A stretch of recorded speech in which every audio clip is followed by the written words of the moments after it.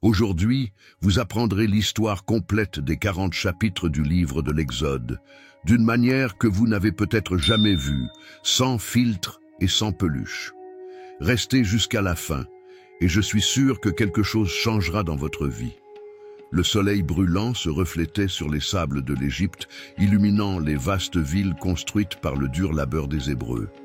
Les descendants de Jacob s'étaient considérablement multipliés, devenant un peuple nombreux et fort dans les terres de Pharaon. Pendant de nombreuses années, les Égyptiens ont vécu en paix avec les enfants d'Israël, mais cette tranquillité était sur le point d'être dissoute.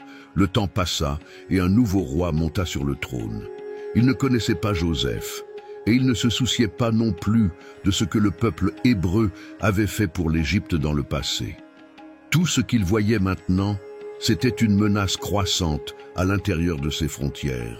Il rassembla ses conseillers dans la grande salle du palais et exprima son inquiétude.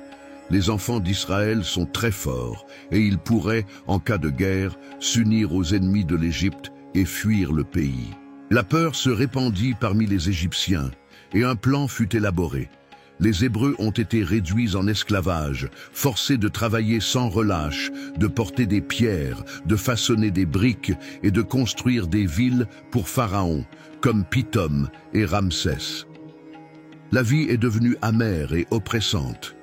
Les fouets des surveillants déchiraient le dos des ouvriers et les gémissements de souffrance résonnaient dans les champs. Mais quelque chose d'inattendu s'est produit.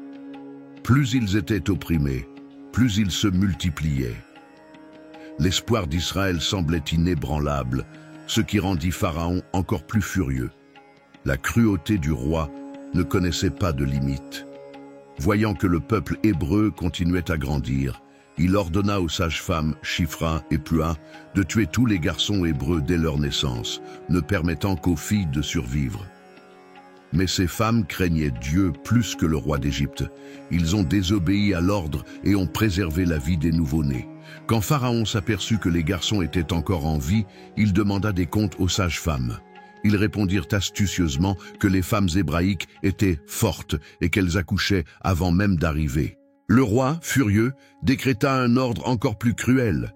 Désormais, tous les Égyptiens devaient jeter les garçons hébreux dans le Nil. Chaque maison d'Israël deviendrait un lieu de deuil.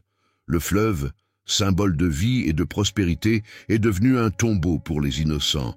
Mais au milieu de la tragédie, Dieu préparait le terrain pour une grande délivrance. L'histoire de l'Exode ne faisait que commencer. Le vent chaud soufflait dans les rues étroites de Goshem, où la peur et l'espoir se mêlaient dans l'ombre des maisons hébraïques. Les mères cachaient leurs nouveau-nés, les protégeant du décret impitoyable. Mais cette nuit-là, au milieu des ténèbres de l'oppression, un garçon est venu au monde. Ses pleurs étaient doux, mais ils avaient un destin qui allait changer l'histoire. Sa mère le tenait dans ses bras, sentant le poids de la promesse silencieuse. Pendant 3 mois, elle a caché son fils, étouffant chaque bruit, protégeant chaque soupir. Le temps se resserrait contre elle lorsqu'elle a pris une décision désespérée. Il le tapissa d'un panier de roseaux de bitume et de pois afin qu'il ne coule pas. Les larmes aux yeux, elle y met le bébé et, dans son dernier regard, laisse les eaux du Nil emporter son fils dans l'inconnu. Le courant qui avait porté tant de gens à la mort conduisait maintenant l'élu à un nouveau commencement. Myriam, sa sœur aînée, suivait les mouvements de la corbeille parmi les roseaux, se cachant parmi les arbres au bord de la rivière. Ses yeux attentifs ne clignotèrent pas. Puis, l'inattendu s'est produit. La fille de Pharaon, accompagnée de ses servantes, vint se baigner dans le Nil. Quand elle vit le petit panier se balancer dans les eaux, elle ordonna qu'on le lui apporte. Lorsqu'elle ouvrit le couvercle, elle fut accueillie par le regard innocent du bébé et son cœur fut rempli de compassion. « C'est un enfant des Hébreux », murmura-t-il. Avant qu'une décision ne soit prise, Myriam sortit de sa cachette et s'approcha prudemment. Son cœur battait la chamade, mais sa voix était ferme. « Appellerai-je une infirmière parmi les femmes hébraïques pour le nourrir pour vous ?» La princesse regarda l'enfant, puis la jeune femme, avec un léger sourire, hocha la tête. Myriam courut à travers les ruelles jusqu'à la maison de sa mère. En quelques minutes, la femme qui avait pleuré en laissant son fils dans la rivière le tenait à nouveau dans ses bras. « Prends ce garçon et allaite-le pour moi », ordonna la princesse. La mère hocha la tête, cachant ses larmes de soulagement. Les années passèrent et le garçon grandit dans le palais, entouré par les richesses de l'Égypte.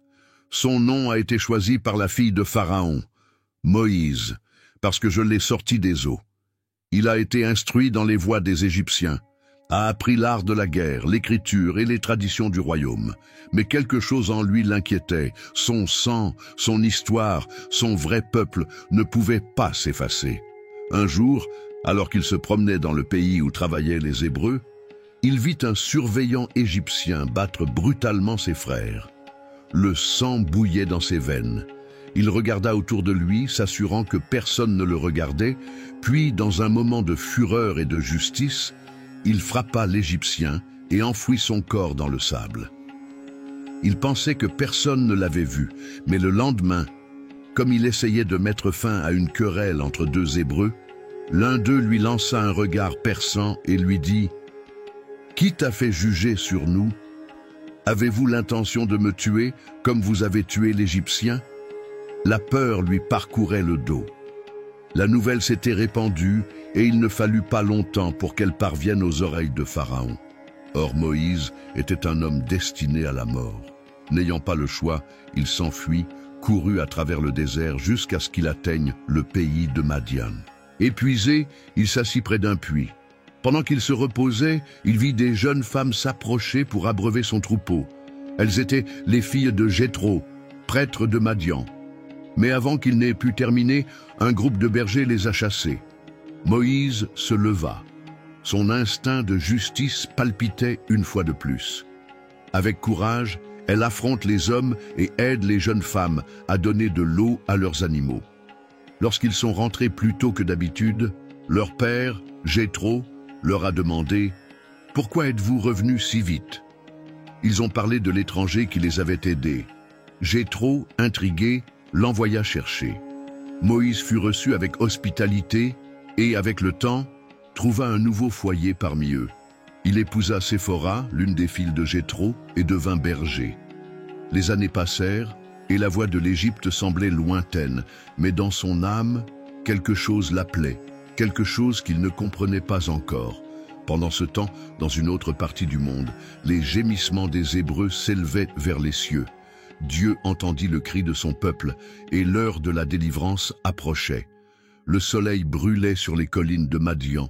Le vent chaud soulevait la poussière du désert, tandis que Moïse conduisait le troupeau de Jéthro, son beau-père, à travers les vallées et les montagnes arides.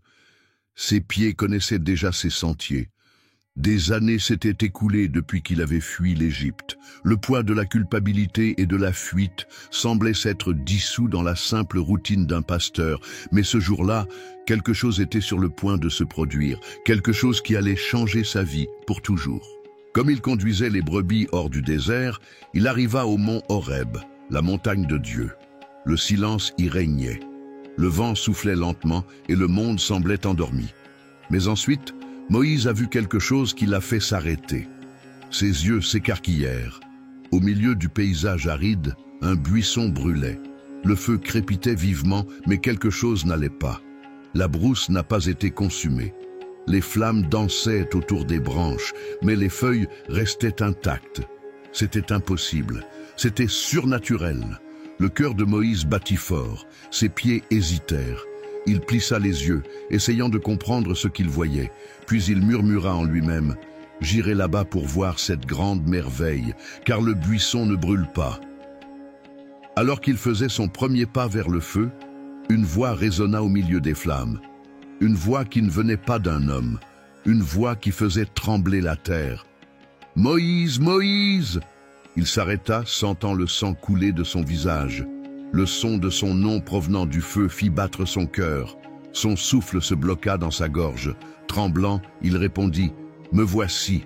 La voix restait forte et pleine d'autorité. « Ne vous approchez pas. Enlève tes sandales de tes pieds, car l'endroit où tu te tiens est une terre sainte. » Moïse regarda le sol sec sous ses pieds. Les mains tremblantes, il dénoua ses sandales et les enleva. Tout son corps était tendu. Quelque chose en lui disait qu'il était devant Dieu lui-même. La voix parla de nouveau, comme un tonnerre qui retentit dans l'éternité. « Je suis le Dieu de ton père, le Dieu d'Abraham, le Dieu d'Isaac et le Dieu de Jacob. » Le poids de cette révélation est tombé sur Moïse comme une vague écrasante. Son cœur se serra. La peur s'empara de son âme. Il se couvrit le visage de ses mains. Capable de regarder cette gloire brûlante, le feu a continué à brûler, mais il n'a pas consumé. Alors Dieu prit la parole. « J'ai vu attentivement l'affliction de mon peuple qui est en Égypte. J'ai entendu leurs cris à cause de leurs oppresseurs. Je connais leur douleur, et je suis descendu pour les délivrer de la main des Égyptiens et pour les amener dans un pays bon et vaste, un pays où coule le lait et le miel. » Chaque mot résonnait dans le cœur de Moïse comme un tonnerre lointain. Était-ce tout? Dieu avait entendu les cris de son peuple. Il se souvint de son alliance. Mais alors la voix du feu changea, elle devint un appel. « Viens maintenant, et je t'enverrai vers Pharaon pour faire sortir d'Égypte mon peuple, les enfants d'Israël. » Le cœur de Moïse s'arrêta. Ses yeux s'écarquillèrent. Le monde autour de lui semblait tourner. Qui suis-je pour aller vers Pharaon et faire sortir d'Égypte les enfants d'Israël? Sa voix sortit dans un murmure nerveux. Il n'était pas un guerrier. Il n'était pas un roi, il n'était qu'un berger, qu'un fugitif. Mais Dieu répondit sans hésitation. « Je serai avec toi, et voici le signe que je t'ai envoyé. Quand tu feras sortir le peuple d'Égypte, tu serviras Dieu sur cette montagne. » Moïse déglutit. Ses pensées se chevauchaient. Il a vu le regard, essayant de comprendre le poids de cette mission. Mais si je vais vers les enfants d'Israël et que je leur dis que c'est le Dieu de vos pères qui m'a envoyé et qu'ils me demandent quel est son nom, que leur dirai-je? Le feu brillait plus fort. La réponse est venue comme le tonnerre qui traverse les siècles. Je suis ce que je suis. Moïse sentit son corps trembler. C'est ainsi que tu diras aux enfants d'Israël, je suis. La voix du feu continua. Dieu a révélé que ce serait son nom pour toujours. Il enverrait Moïse, mais il ne serait pas seul. Le Seigneur ferait des merveilles en Égypte. Le cœur de Pharaon s'endurcirait, mais à la fin, le peuple en sortirait riche et les Égyptiens seraient vaincus. Moïse, cependant, hésitait encore. Son cœur doutait. Il ne se considérait pas comme un libérateur, mais le Dieu du buisson ardent avait déjà décidé. Mais que se passe-t-il s'ils ne me croient pas? Et s'ils disent que le Seigneur ne t'est pas apparu? Le silence s'installa un instant. Alors la voix du Très-Haut retentit de nouveau. « Qu'as-tu dans ta main, Moïse ?» Il regarda l'objet qu'il portait depuis qu'il avait quitté l'Égypte. Un simple bâton de berger, usé par le temps, façonné par le désert. Un slogan, a-t-il répondu. « Jetez-le à terre. » Moïse hésita, mais obéit. Le personnel a touché le sable sec, puis quelque chose d'impossible s'est produit. Le bois se tordait comme s'il prenait vie. Un sifflement fendit l'air. Ses yeux s'écarquillèrent lorsqu'il vit que le bâton s'était transformé en un serpent vivant. Du sang coulait de son visage. Instinctivement, il recula d'un pas. Le Seigneur a ordonné « Prenez-le par la queue ». Moïse prit une profonde inspiration. De la sueur coulait sur son front. Son instinct lui a crié qu'il ne devrait pas faire ça. N'importe quel pasteur savait que tenir un serpent par la queue était une invitation à être attaqué, mais cette voix était la voix de Dieu lui-même. Il tendit la main et tint le serpent. Au même moment, il sentit quelque chose pulser dans ses doigts. Le reptile se raidit et sous ses yeux redevint le bâton du berger. Le Seigneur parla de nouveau en ces termes. « Crois-tu que le Dieu de tes pères, le Dieu d'Abraham, le Dieu d'Isaac et le Dieu de Jacob t'est apparu ?» Mais Dieu ne s'est pas arrêté là. Il ordonna à Moïse de mettre sa main sur sa poitrine. Quand il l'a retirée, son cœur s'est emballé. Sa peau était blanche comme neige, couverte de la lèpre. Il baissa les yeux sur ses propres mains, sentant la terreur couler dans ses veines. « Remettez-le sur votre poitrine. » Moïse obéit, et quand il l'enleva, la peau redevint normale, comme si rien ne s'était passé, comme si cela n'avait été qu'un aperçu de la puissance que le Seigneur manifesterait en Égypte, s'il doutait encore. Dieu dit, « Moïse, tu puiseras de l'eau du fleuve et tu la verseras sur la terre, car l'eau deviendra du sang. » Mais même face à tant de signes, Moïse a senti le poids de la mission lui écraser les épaules. « Ah, Seigneur, je n'ai jamais été éloquent, ni alors ni maintenant. Après que tu as parlé à ton serviteur, j'ai la bouche lourde et la langue lourde. » La voix de Dieu retentit comme le tonnerre sur la montagne. Qui a fait la bouche de l'homme, ou qui a fait le muet, ou le sourd, ou le voyant, ou l'aveugle? N'est-ce pas moi le Seigneur? Va donc, et je serai avec ta bouche, et je t'enseignerai ce que tu diras. Mais Moïse baissa le visage, sentant une boule se resserrer dans sa gorge. Ah, Seigneur, envoie par tout autre que tu peux envoyer. Il y eut un silence tranchant. Alors la colère du Seigneur s'est enflammée. Aaron, ton frère, Lévite, n'est-il pas éloquent? Voici, il vient à votre rencontre. Il parlera pour toi au peuple, et tu prononceras les paroles que je te donnerai. Il sera ta bouche, et tu seras comme Dieu pour lui. Mais emporte ce bâton avec toi, car tu feras des signes avec lui.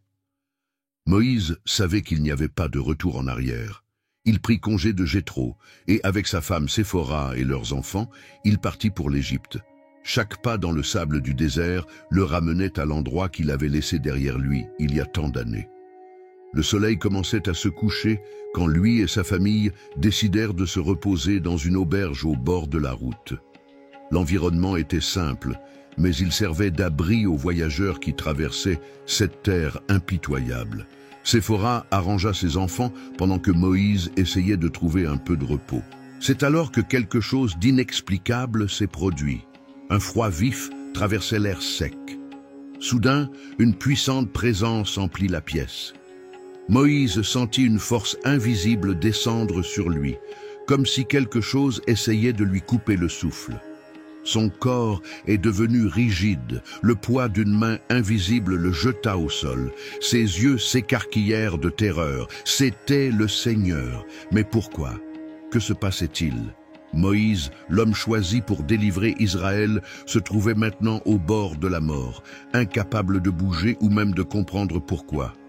Son corps était faible, comme si quelque chose en lui était arraché. Il avait du mal à respirer, mais sentait sa vie s'échapper rapidement. Séphora regardait tout avec de grands yeux. La terreur s'empara de son cœur lorsqu'elle réalisa que Dieu lui-même était contre son mari, Moïse, son mari. Mais alors quelque chose lui vint à l'esprit, une pensée claire, comme un éclair de compréhension. Moïse était sur le point d'accomplir le commandement de Dieu, mais il avait négligé un commandement essentiel, la circoncision de son fils. Les Hébreux avaient reçu ce commandement depuis Abraham.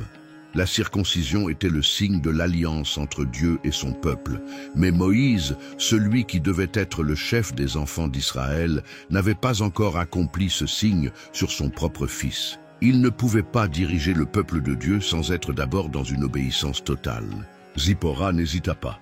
Il prit une pierre pointue et, dans un geste décisif, circoncisa son fils. Son cœur battait vite, ses mains tremblaient encore. Elle prit le prépuce et toucha les pieds de Moïse en disant « Tu es mon époux par le sang ». Au même moment, la présence qui remplissait la pièce s'est retirée. L'oppression s'abattit sur Moïse qui retrouva ses forces. Le Seigneur l'avait épargné. C'était un avertissement sévère. Moïse ne pouvait pas diriger le peuple de Dieu sans d'abord aligner sa propre maison sur l'alliance du Seigneur. Toujours haletant, il regarda Zipporah. Le désert était encore vaste devant lui, mais maintenant, il comprenait. S'il voulait accomplir sa mission, il devait être complètement abandonné à la volonté de Dieu. La marche vers l'Égypte a continué, mais Moïse n'oubliera jamais cette nuit-là. Entre-temps, Aaron, guidé par Dieu, est allé à sa rencontre dans le désert. Quand les deux frères se sont vus, après si longtemps, ils se sont embrassés. Moïse lui raconta tout ce que le Seigneur lui avait dit et les miracles qu'ils devaient accomplir lorsqu'ils arriveraient en Égypte. Et ils rassemblèrent les anciens des enfants d'Israël. Aaron prononça les paroles que Moïse avait entendues de Dieu, et Moïse accomplit les signes devant le peuple. Et puis, pour la première fois depuis de nombreuses années, les enfants d'Israël se sont prosternés et ont adoré Dieu. Ils entendirent son cri. Le libérateur était en route. Les frères s'approchèrent du palais du Pharaon, traversant les immenses couloirs bordés d'or et de hiéroglyphes. Les gardes les observaient avec méfiance, leurs lances prêtes à agir au moindre signe de menace. Mais Moïse et Aaron n'étaient pas là pour la guerre.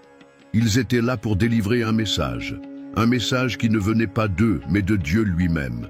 Devant le trône, Pharaon les regardait d'un regard froid et inébranlable. Moïse prit une profonde inspiration, sentant le poids de ce moment. Puis, d'une voix ferme, il proclama « Ainsi parle l'Éternel, le Dieu d'Israël. Laisse aller mon peuple, afin qu'il me fasse un festin dans le désert. » Le silence se répandit dans la pièce. Les conseillers de Pharaon échangèrent des regards méfiants. Un murmure s'éleva parmi les assistants, mais fut bientôt interrompu par le rire du roi. Un rire qui débordait de mépris. « Qui est le Seigneur pour que j'entende sa voix et que je laisse aller Israël ?» Sa voix était tranchante comme une lame. « Je ne connais pas le Seigneur et je ne laisserai pas aller Israël. » Aaron s'avança. « Le Dieu des Hébreux nous a trouvés. Allons-y. Je marche 3 jours à travers le désert afin que nous puissions offrir des sacrifices à notre Dieu, de peur qu'il ne vienne sur nous avec la peste. » Le visage de Pharaon se durcit. Leur patience était à bout parce que Moïse et Aaron détournaient le peuple de ses tâches. « Va à ton travail !» ordonna le roi. Il se leva de son trône, les yeux brillants d'irritation. « Les habitants de ce pays sont déjà nombreux, et vous les détournez de leur travail. » Le même jour, Pharaon convoqua ses surveillants et leur donna un ordre cruel. « Tu ne donneras plus au peuple de la paille pour faire des briques, comme tu le faisais auparavant. Qu'ils récoltent eux-mêmes la paille, mais je leur demanderai la même quantité de briques qu'auparavant. Ne diminuez rien. Ils sont paresseux, alors ils disent « Allons sacrifier à notre Dieu ». Les surveillants partirent précipitamment. Le commandement de Pharaon était clair. Si les Hébreux voulaient parler de liberté, ils ne connaîtraient que plus d'oppression. La charge de travail a augmenté. Maintenant, les esclaves parcouraient les champs à la recherche de paille, cueillant ce qu'ils pouvaient dans le sol sec et cassant. Mais les fouets des Égyptiens ne cessèrent pas. Des cris de douleur résonnèrent tout au long de la captivité, tandis que les Israélites étaient fouettés pour ne pas avoir obtempéré aux exigences. Le désespoir s'empara de la population. Les surveillants hébreux, ceux qui étaient responsables de l'organisation de l'œuvre de leurs frères, ont été emmenés à Pharaon et battus. « Pourquoi nous faites-vous cela ?» criait-il entre 2 coups. « Vos serviteurs ne reçoivent pas de paille, mais ils nous disent « J'ai cuit des briques. Voici, nous sommes battus, et c'est ton peuple qui pêche. » Pharaon les regarda avec dédain.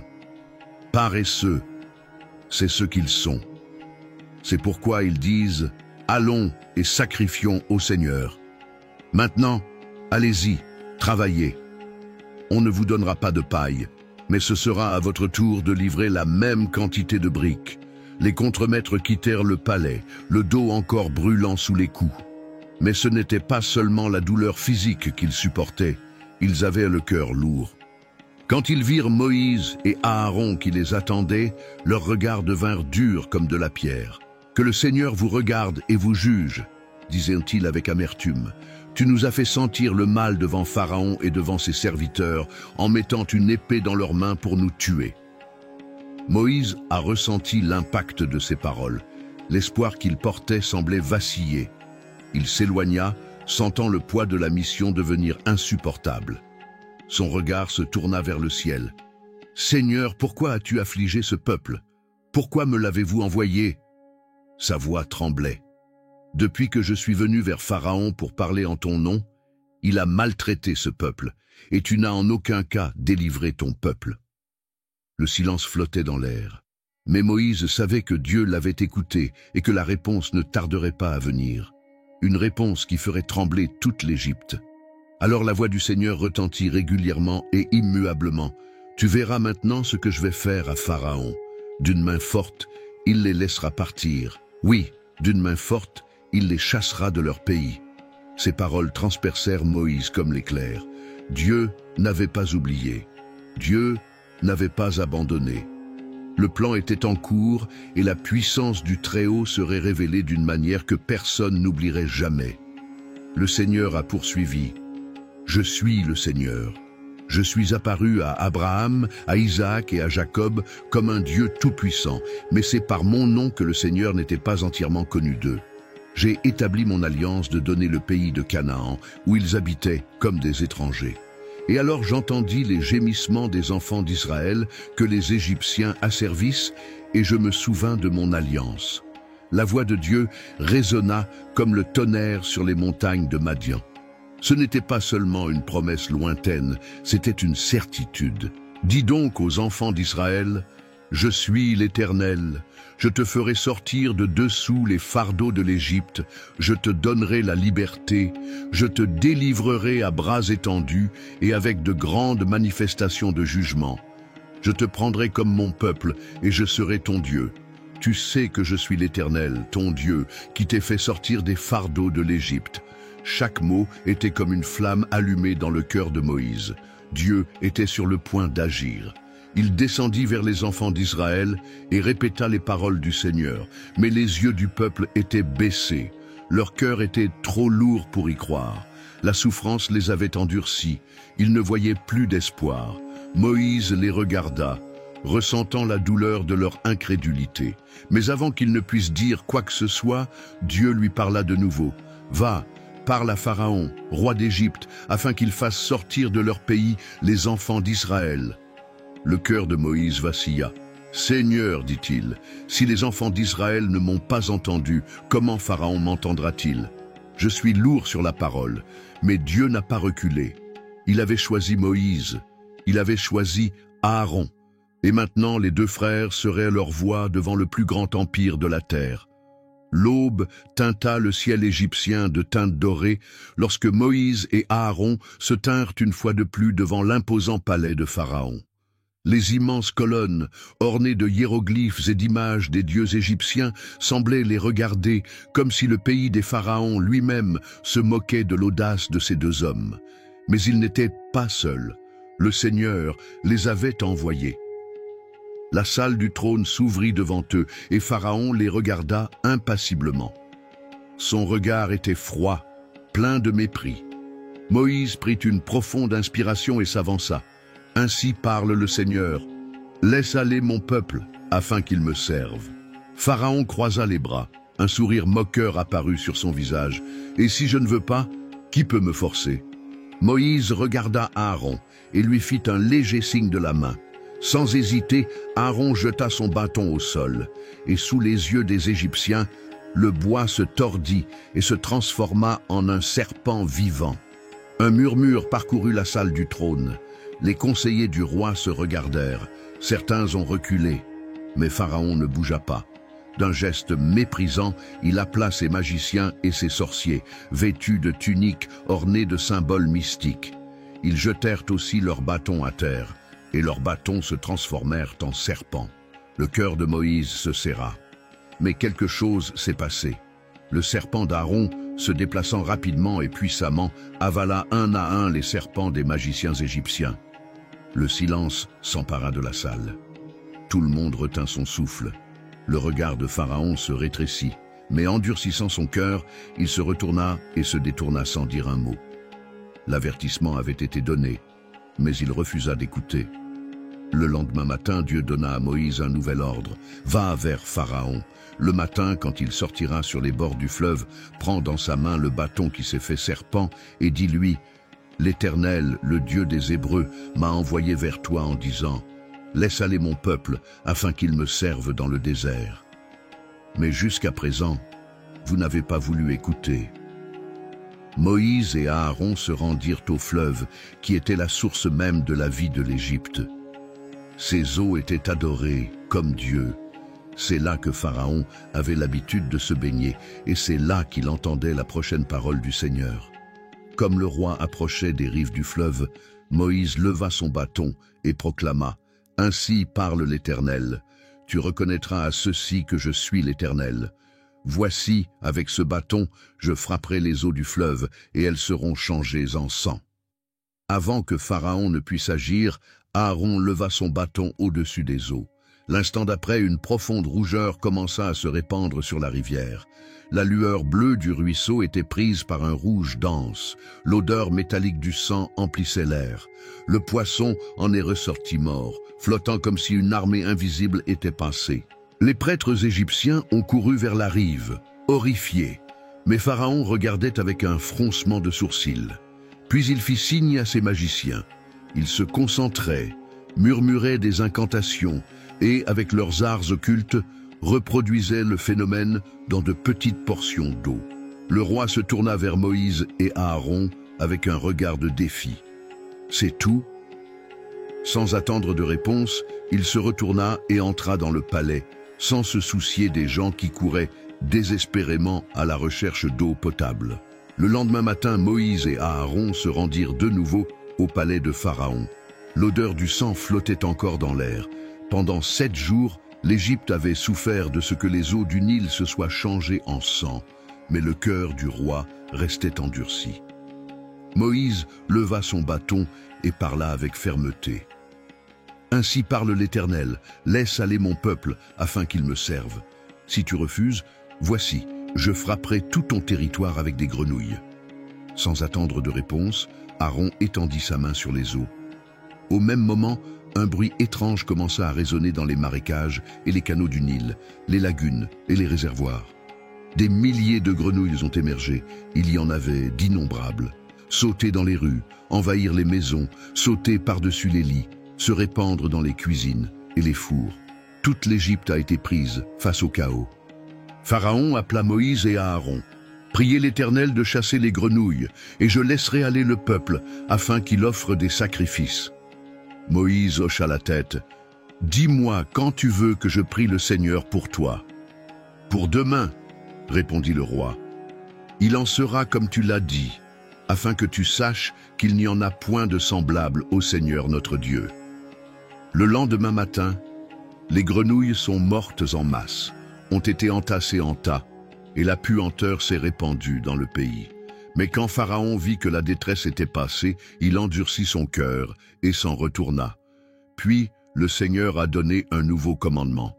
Moïse dit à Aaron, « Étends ton bâton et frappe la poussière de la terre, afin qu'elle devienne des poux dans tout le pays d'Égypte. » Aaron obéit, et soudain la poussière sur le sol se transforma en essaim de poux. Il couvrait les hommes et les animaux, s'infiltrant dans leur peau et leur barbe, provoquant des démangeaisons insupportables. Les mages d'Égypte ont essayé de reproduire le signal, mais ils n'ont pas pu. Ils regardèrent Pharaon et dirent « Ceci est le doigt de Dieu ». Mais le cœur du roi était encore endurci.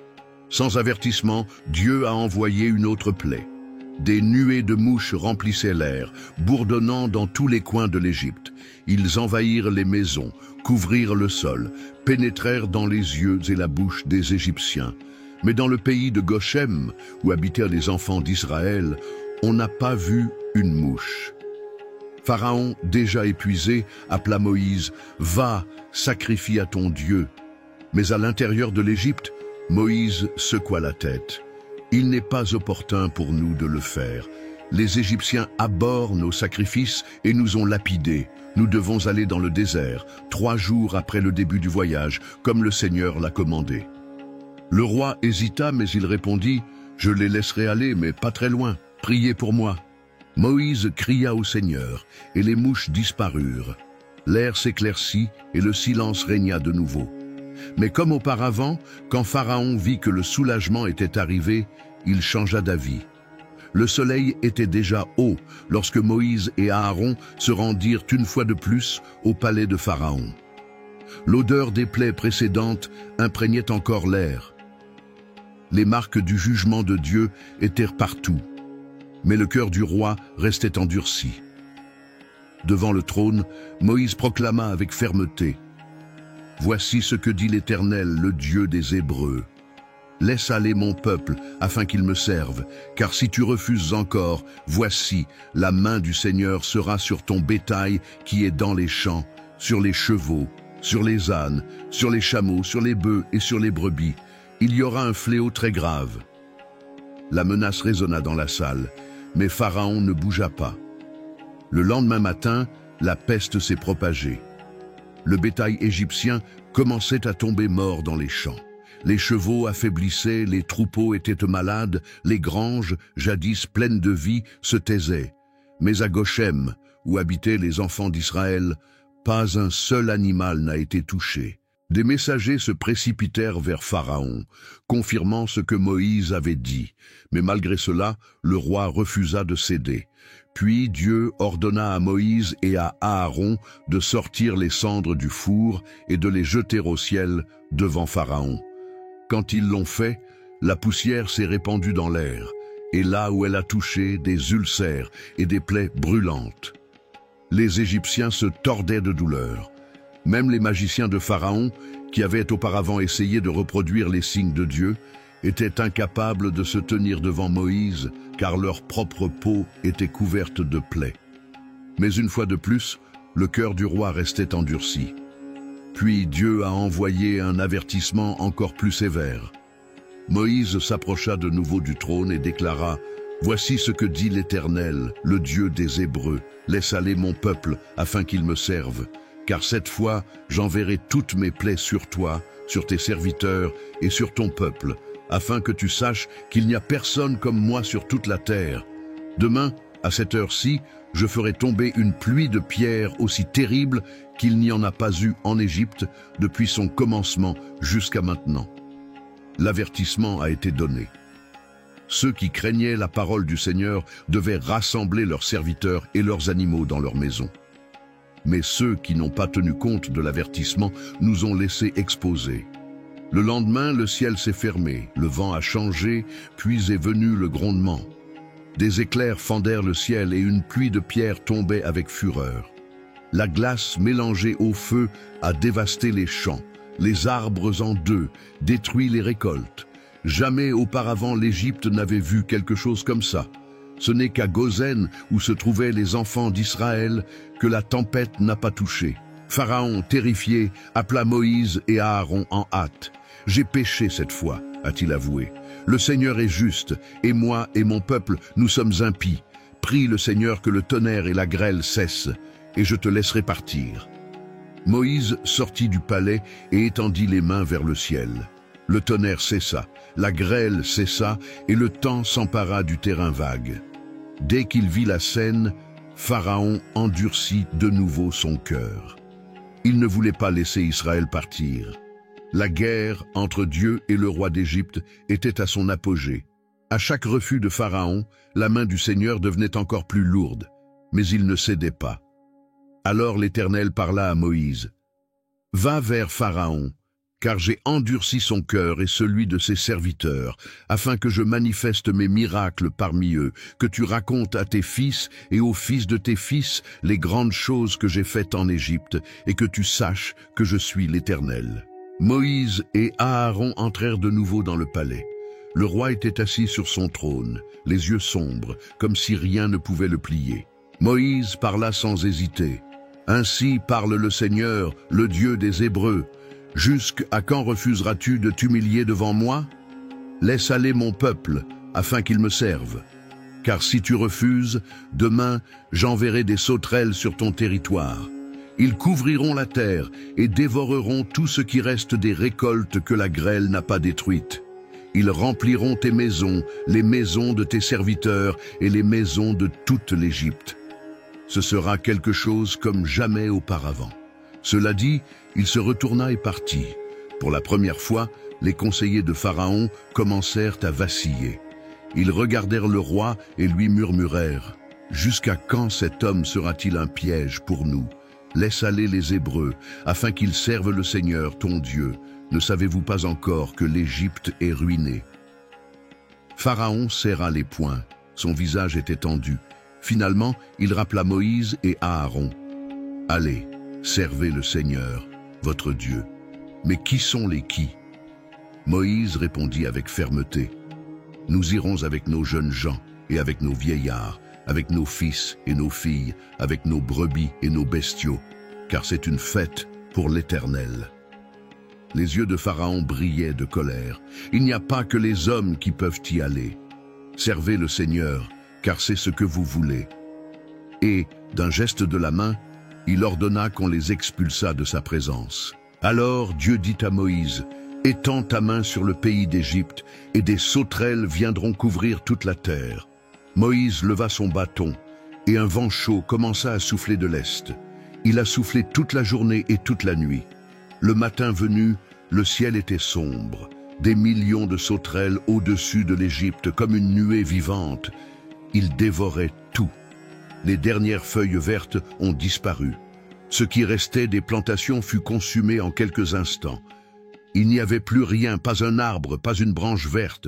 Le désespoir s'empara du palais. Pour la première fois, Pharaon se déplaça à la hâte. « J'ai péché contre l'Éternel, ton Dieu, et contre toi, a-t-il dit.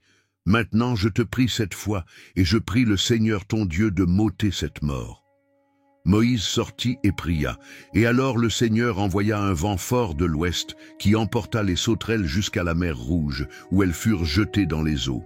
Mais dès que le danger fut passé, Pharaon endurcit de nouveau son cœur.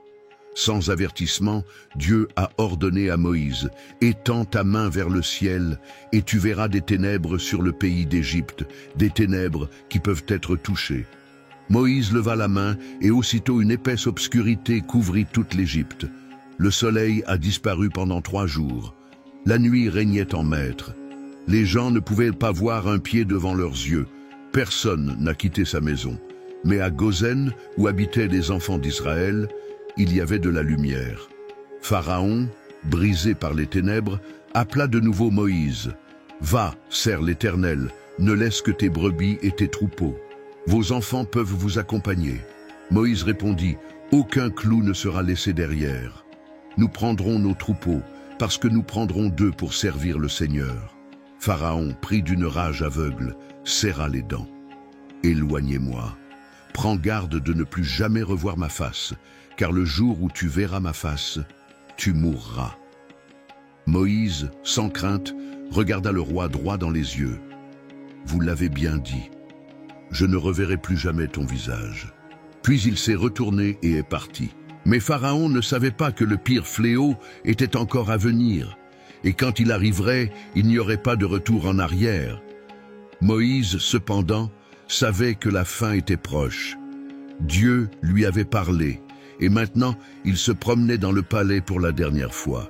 Le Seigneur lui avait dit qu'il ferait venir sur l'Égypte le dernier coup, le coup qui ferait finalement céder le roi. Lorsqu'il se tint devant Pharaon, Moïse n'hésita pas. Sa voix résonna dans la grande salle, chargée d'autorité. « Ainsi parle le Seigneur, je ferai venir une autre plaie sur Pharaon et sur l'Égypte. Après cela, il te laissera partir, et quand il te laissera partir, il te jettera hors d'ici pour de bon. » Pharaon resta immobile. Mais une ombre traversa son regard. Moïse s'avança et proclama, « À minuit, l'Éternel passera par le milieu de l'Égypte, et tout premier-né de ce pays mourra, depuis le fils aîné de Pharaon qui est assis sur le trône, jusqu'au fils le plus humble de la servante qui se tient derrière la meule, et aussi chaque premier-né des bêtes. Il y aura un grand cri dans tout le pays d'Égypte, tel qu'il n'y en a jamais eu et qu'il n'y en aura jamais. » Le silence dans la pièce était mordant. Le poids de ces mots est tombé sur toutes les personnes présentes comme une lame tranchante. Mais Moïse continua, « Mais pas un chien n'aboiera contre les enfants d'Israël, afin que vous sachiez que le Seigneur distingue entre les Égyptiens et les Israélites. Et tous tes serviteurs viendront à moi, se prosterneront devant moi et diront, « Sortez, vous et tout le peuple qui vous suit, et alors je sortirai. » Moïse se retourna pour partir, mais avant de faire le dernier pas, il jeta un dernier regard à Pharaon. Le roi scia ses poings. Ses yeux étaient remplis de fureur, mais son silence révélait quelque chose de plus. Il sentait que ce fléau ne serait pas comme les autres. Le Seigneur avait dit à Moïse que l'action de Pharaon serait encore endurcie, afin que la puissance de Dieu soit connue sur toute la terre. L'Égypte était sur le point d'assister à la nuit la plus sombre de son histoire. Le fléau final arrivait, et quand il arriverait, il n'y aurait plus de résistance. La délivrance était proche, mais avant cela, l'Égypte connaîtrait le vrai poids de la justice du Seigneur.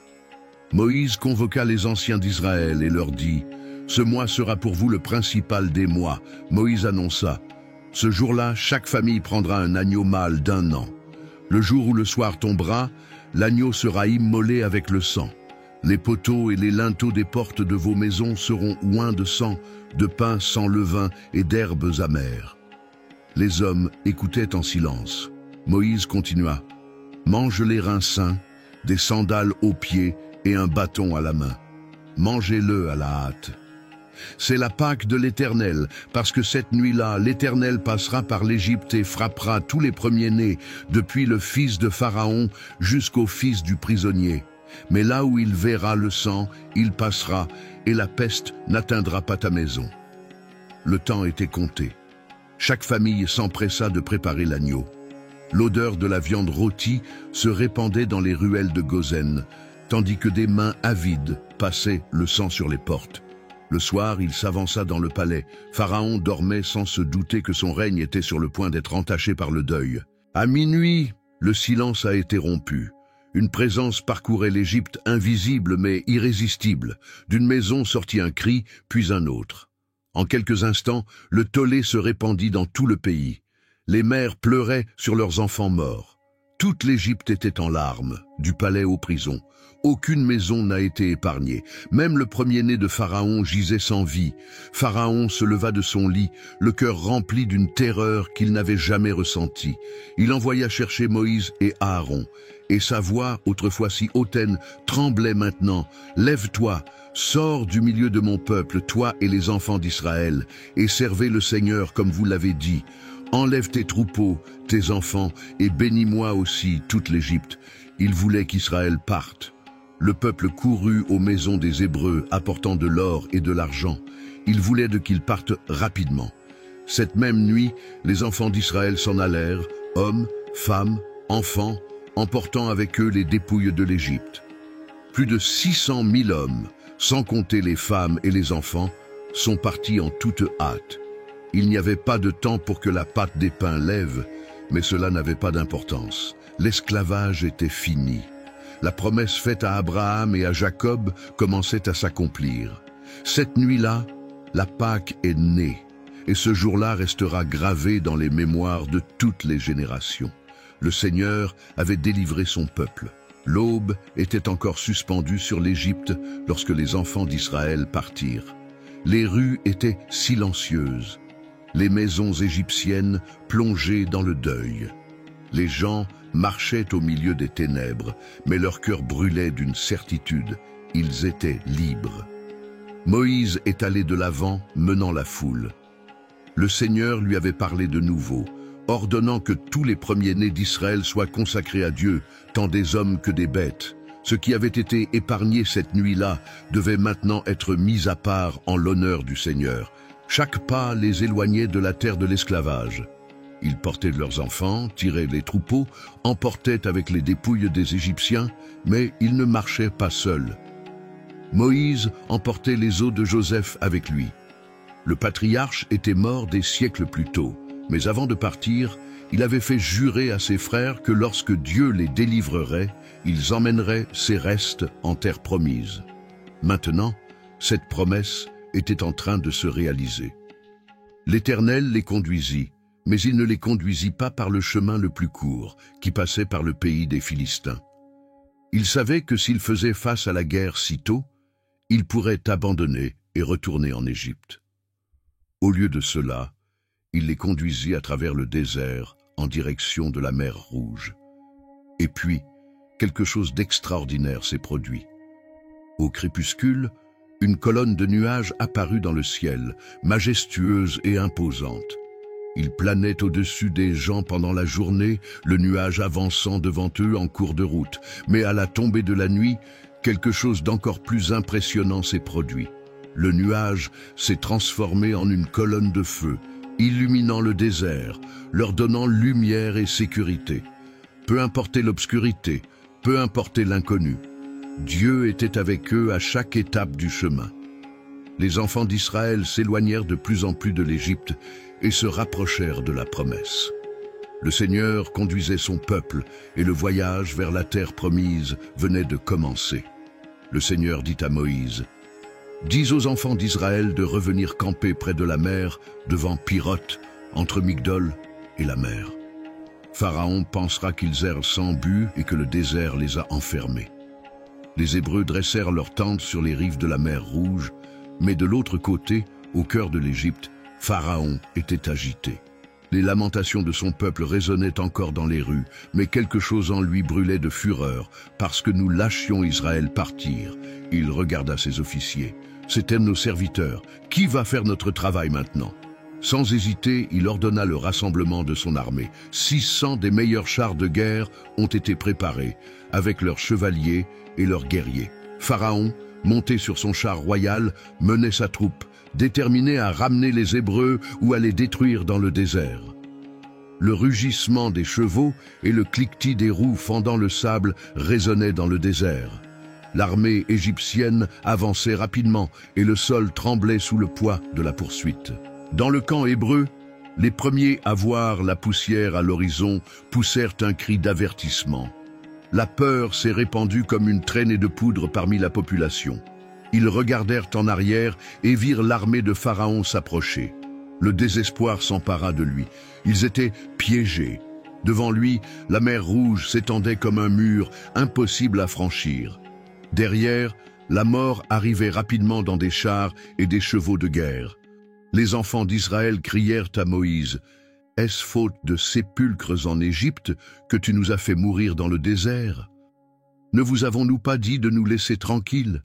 Nous aurions été des serviteurs en Égypte, il aurait mieux valu que de mourir ici. » Mais Moïse tint bon, son regard ne vacilla pas. Il leva la main et proclama, « N'aie pas peur. Vous êtes là tranquillement, et vous voyez la délivrance du Seigneur qu'il fera pour vous aujourd'hui. Pour les Égyptiens que vous voyez aujourd'hui, vous ne les verrez plus. Le Seigneur combattra pour toi, et tu te tairas. » Alors Dieu parla à Moïse. « En criant vers moi, dis aux enfants d'Israël de marcher. Lève ton bâton, étends ta main sur la mer et partage-la, afin que les enfants d'Israël puissent passer au milieu de la mer sur la terre sèche. » La nuit tombait lorsque la colonne de nuée qui précédait le peuple recula et se plaça entre les Hébreux et les Égyptiens.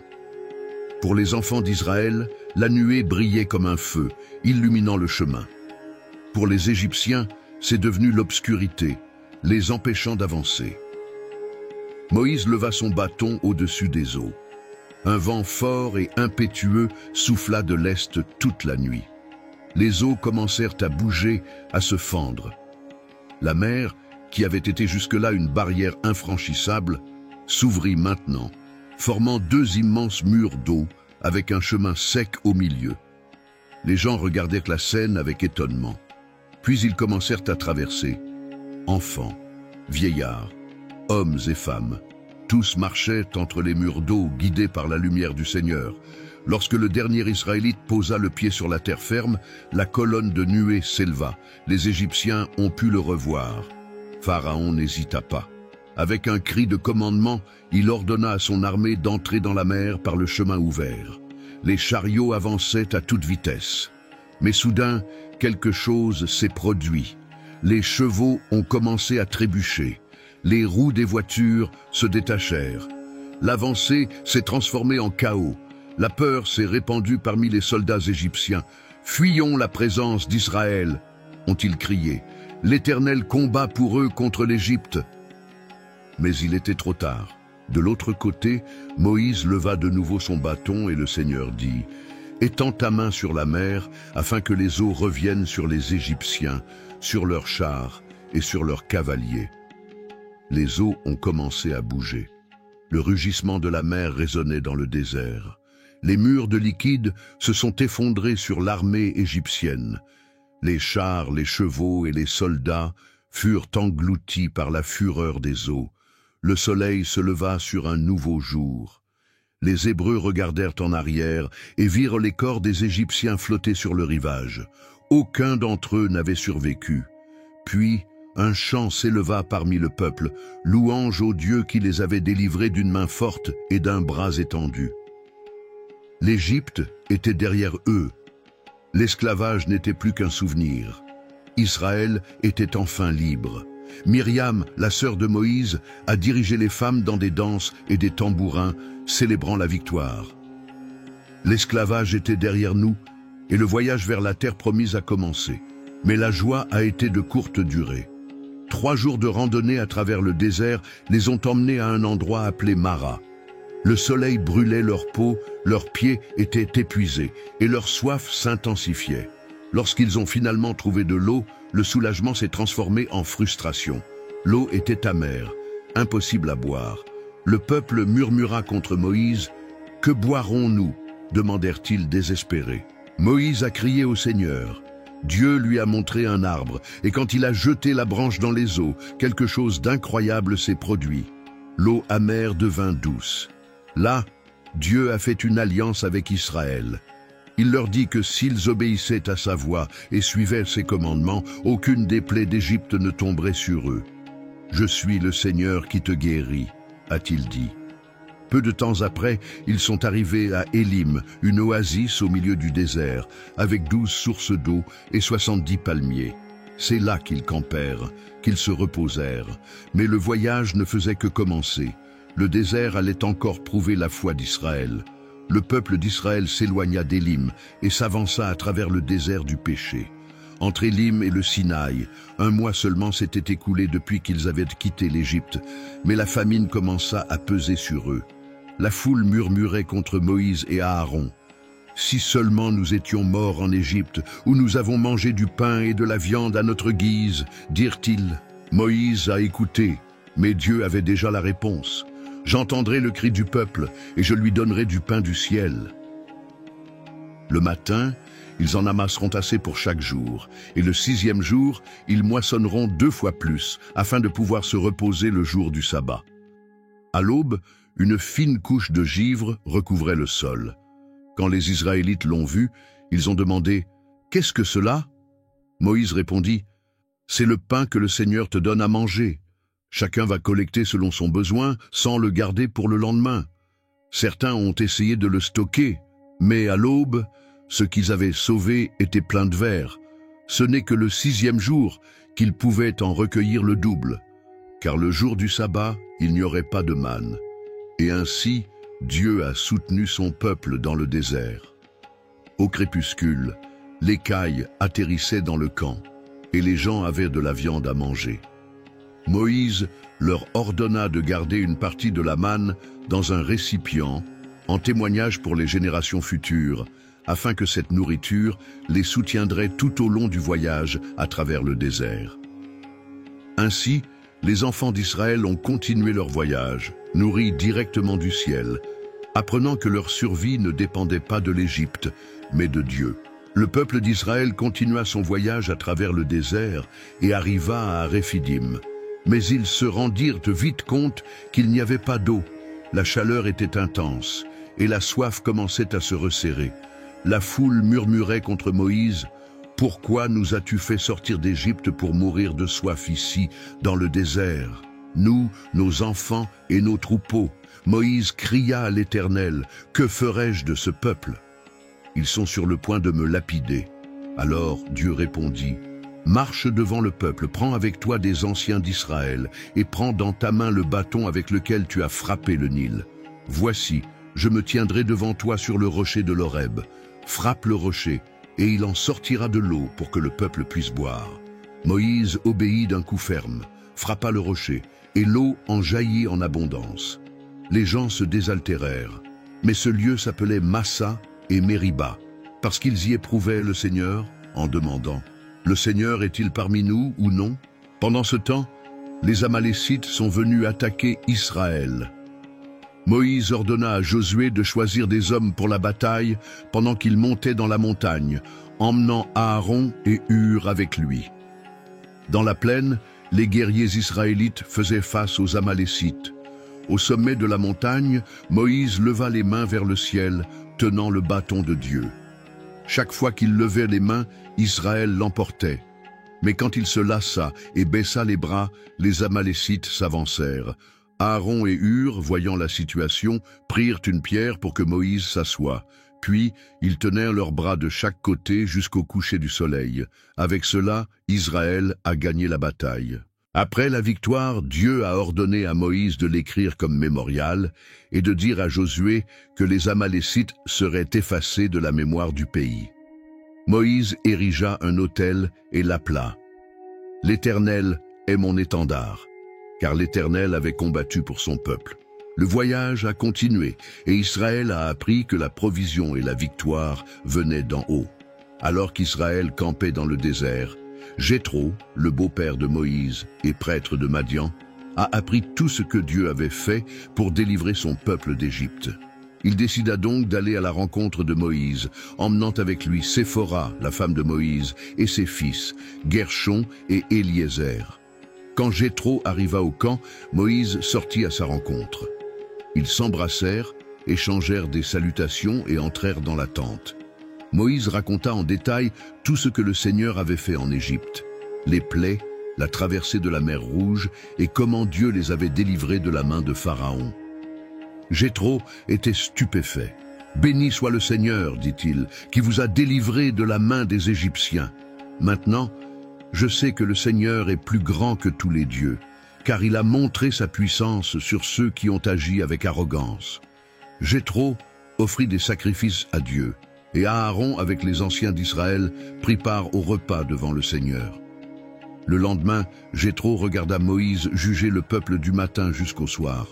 Il y avait des centaines de personnes qui apportaient des problèmes et des disputes à Moïse. Il écoutait chaque cas seul. Par l'intermédiaire de Jéthro, il s'est rendu compte du poids de cette responsabilité et lui a dit « Ce que tu fais n'est pas bon. Vous et ce peuple vous évanouirez, car cette tâche est trop lourde pour vous. Écoutez-moi et je vous conseillerai. » Il établit des hommes capables, craignant Dieu, honnêtes et qui détestent la corruption. Cela nous place comme des têtes de 100, 50 et 10. Ils jugeront les affaires mineures et ne vous apporteront que les cas les plus difficiles. Ainsi, vous allégerez votre fardeau et les gens seront satisfaits. Moïse écouta les conseils de son beau-père et fit ce qu'il lui suggérait. Il a choisi des sages pour juger le peuple, et ainsi le fardeau a été divisé. Après cela, Jéthro dit adieu à Moïse et retourna dans son pays. Israël continua son voyage, maintenant plus organisé, et Moïse était prêt à diriger le peuple avec plus de sagesse. Le désert présentait encore des défis, mais Dieu a continué à guider Israël. 3 mois après avoir quitté l'Égypte, les enfants d'Israël arrivèrent dans le désert du Sinaï. Le camp était installé devant la grande montagne, où Dieu les rencontrerait d'une manière jamais vue auparavant. Moïse monta dans la montagne, et là, Dieu lui parla. « Ainsi diras-tu à la maison de Jacob, et tu diras aux enfants d'Israël, « Vous avez vu ce que j'ai fait aux Égyptiens, et comment je vous ai fait remonter vers moi sur des ailes d'aigle. Maintenant, si tu écoutes attentivement ma voix, et si tu gardes mon alliance, tu seras mon bien particulier parmi tous les peuples, parce que toute la terre est à moi.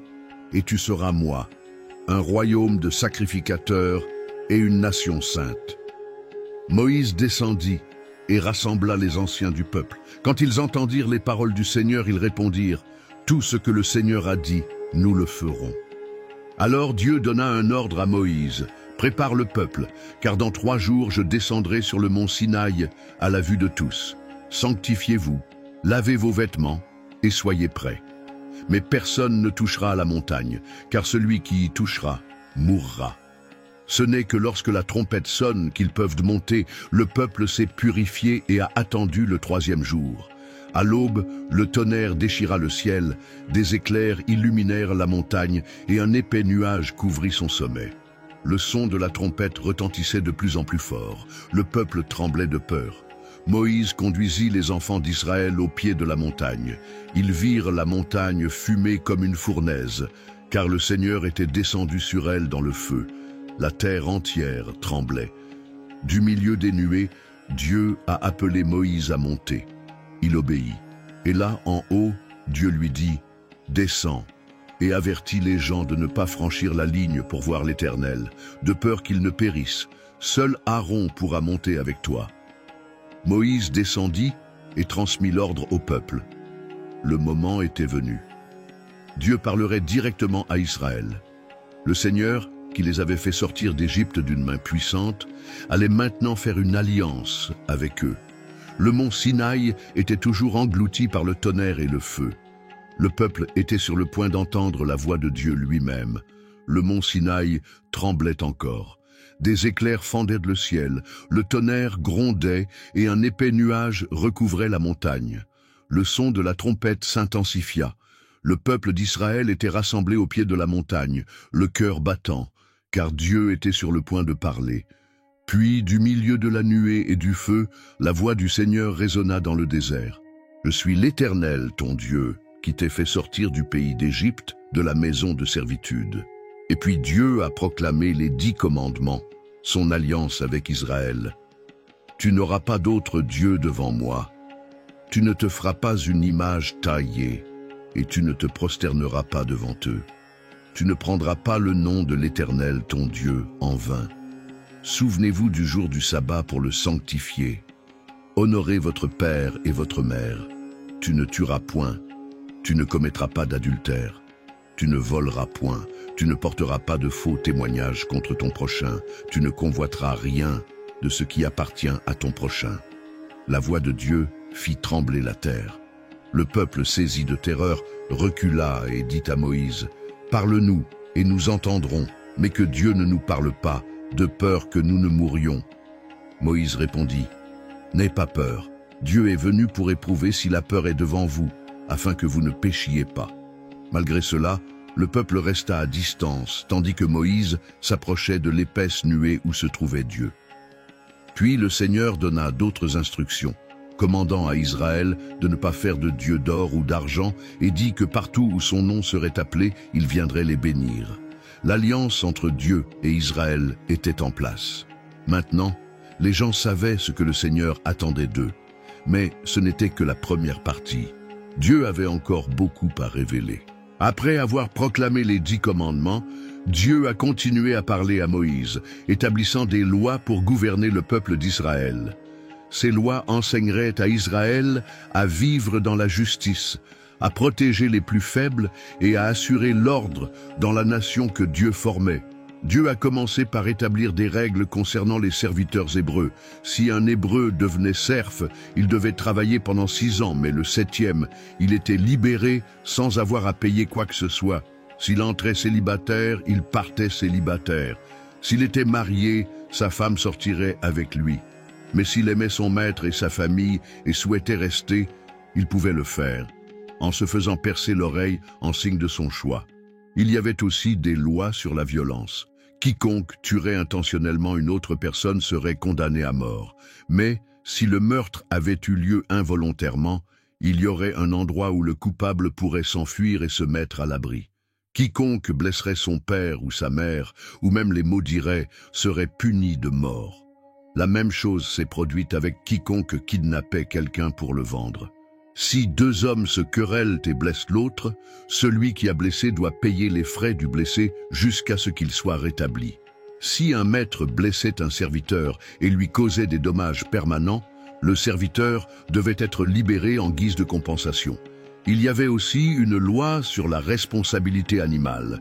Si un bœuf tuait une personne, le bœuf devait être lapidé, et le propriétaire ne serait pas blâmé à moins qu'il ne sache que l'animal était dangereux et qu'il ne l'ait pas retenu. Dans ce cas, il pourrait également être condamné. Dieu a également réglementé les cas d'indemnisation.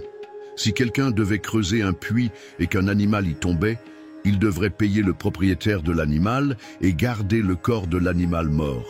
Si un bœuf tuait le bœuf de quelqu'un d'autre, les deux devaient partager la valeur du bœuf mort ou le vendre et partager l'argent.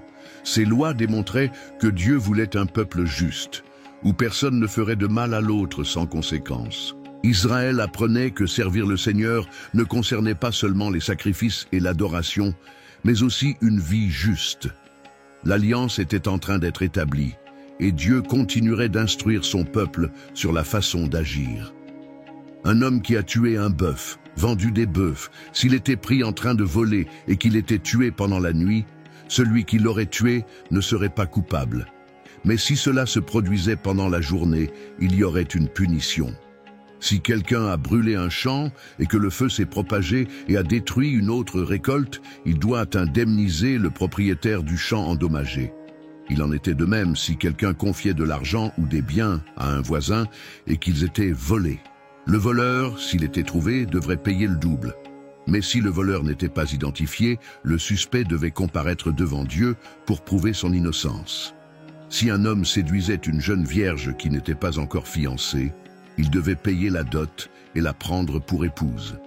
Si son père refusait, l'homme devait de toute façon payer la dot. Dieu a clairement indiqué qu'Israël devait être un peuple saint.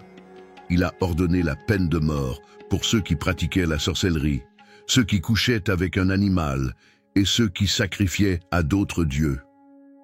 Il y avait aussi des commandements pour protéger les étrangers, les veuves et les orphelins. Dieu m'a averti. Si je les opprime et que je crie vers moi, j'entendrai certainement leurs cris. Ma colère s'enflammera et je te tuerai par l'épée, et tes femmes seront veuves et tes enfants orphelins. Si quelqu'un a prêté de l'argent à une personne pauvre, il ne doit pas facturer d'intérêt. S'il prenait le manteau de quelqu'un en garantie, il devait le rendre avant le coucher du soleil, car il pouvait être la seule protection contre le froid. Le peuple ne devait pas maudire Dieu ou dire du mal des dirigeants. Les offrandes et les premiers-nés des animaux devaient être donnés au Seigneur. Finalement, Dieu a ordonné: tu seras pour moi un peuple saint. Tu ne mangeras pas la chair d'un animal mort dans les champs. Lancez-le aux chiens. Dieu a continué à établir des lois pour qu'Israël soit un peuple juste et juste. Il leur a ordonné de ne pas répandre de fausses nouvelles ou de ne pas se joindre aux méchants pour porter de faux témoignages. Ils ne doivent pas suivre la foule pour faire le mal ou déformer la justice pour favoriser les riches ou les pauvres. Si quelqu'un trouvait le bœuf ou l'âne de son ennemi égaré, il devait le reprendre. S'il voyait l'animal de quelqu'un couché sous le poids de la charge, il devait l'aider, même s'il était un ennemi. Le peuple doit éviter les procès inéquitables. Il ne pouvait pas accepter de pots de vin, car cela aveuglait même les décisions sages et corrompues et justes. Les lois n'étaient pas non plus pour opprimer l'étranger, car ils avaient été eux-mêmes étrangers en Égypte. Sur la terre, Dieu a établi un ordre. Pendant 6 ans, ils devaient planter et récolter, mais la 7e année, la terre devait se reposer, et ce qui poussait spontanément devait être laissé aux pauvres et aux animaux des champs. Le sabbat a continué à être sacré. 6 jours devaient travailler, mais le 7e, ils devaient se reposer, afin que même les serviteurs et les étrangers puissent se reposer. Israël devait aussi être fidèle dans l'adoration. 3 fêtes étaient célébrées chaque année: la fête des pains sans levain, la fête de la récolte et la fête de la moisson finale. Tous les hommes devaient se tenir devant le Seigneur à ces occasions. Dieu les avertit de ne pas offrir de sang sacrificiel avec du pain levé, ni de garder la graisse du sacrifice jusqu'au lendemain matin. Ils devaient aussi apporter les prémices de la terre au Seigneur et non pas faire bouillir de la chèvre dans le lait de leur mère. Alors Dieu a fait une promesse à Israël. Il enverrait un ange devant eux pour les garder sur le chemin et les conduire vers la terre promise. Mais ils devaient obéir à cet ange, car le nom de Dieu était en lui. S'ils étaient fidèles, le Seigneur combattrait pour eux et chasserait les peuples ennemis, les Cananéens, les Hittites, les Amoréens et les autres. Mais Dieu a averti Israël.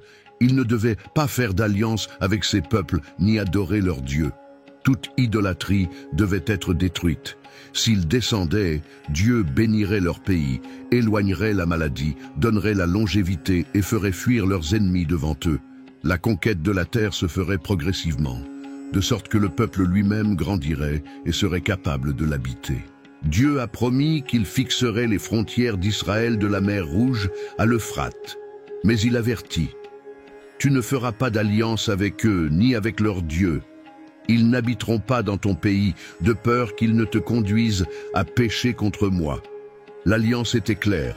Dieu guiderait Israël et donnerait la terre promise. Mais le peuple devait rester fidèle et ne pas être contaminé par les coutumes des nations païennes. Moïse descendit et raconta au peuple toutes les paroles et les ordonnances du Seigneur. Le peuple répondit d'une seule voix, « Tout ce que le Seigneur a dit, nous le ferons. » Moïse écrivit donc toutes les paroles de Dieu, et à l'aube, il dressa un autel au pied de la montagne, avec 12 colonnes représentant les 12 tribus d'Israël. Des jeunes gens offrèrent des holocaustes et des sacrifices d'action de grâce au Seigneur. Moïse prit la moitié du sang et l'aspergea sur l'autel. L'autre moitié, il la gardait dans des bassins. Puis il lut le livre de l'Alliance devant le peuple. De nouveau, ils dirent, « Tout ce que le Seigneur a dit, nous le ferons et nous l'obéirons. » Puis Moïse répandit le sang sur le peuple, scellant l'alliance entre Dieu et Israël. Après cela, Moïse, Aaron, Nadab, Abihu et les 70 anciens montèrent et virent le Dieu d'Israël sous leurs pieds. Quelque chose comme un pavé de saphir brillait comme le ciel. Dieu ne leur a pas fait de mal, et ils ont mangé et bu en sa présence. Alors le Seigneur dit à Moïse, « Monte vers moi sur la montagne, et restes-y là. Je te donnerai les tables de pierre, la loi et les commandements que j'ai écrits pour enseigner au peuple. » Moïse se leva et monta dans la montagne, n'emmenant avec lui que Josué. Avant de partir, il dit aux anciens, « Attendez ici jusqu'à ce que nous revenions. Aaron et vous êtes avec vous. Quiconque a une cause doit les chercher. » Alors que Moïse montait, un nuage recouvrait le mont Sinaï. La gloire du Seigneur reposa là pendant 6 jours. Et le 7e jour, Dieu appela Moïse du milieu de la nuée à la vue d'Israël. La gloire du Seigneur était comme un feu dévorant au sommet de la montagne. Moïse entra dans la nuée et y resta 40 jours et 40 nuits. Le Seigneur était sur le point de révéler quelque chose de grand au sommet de la montagne.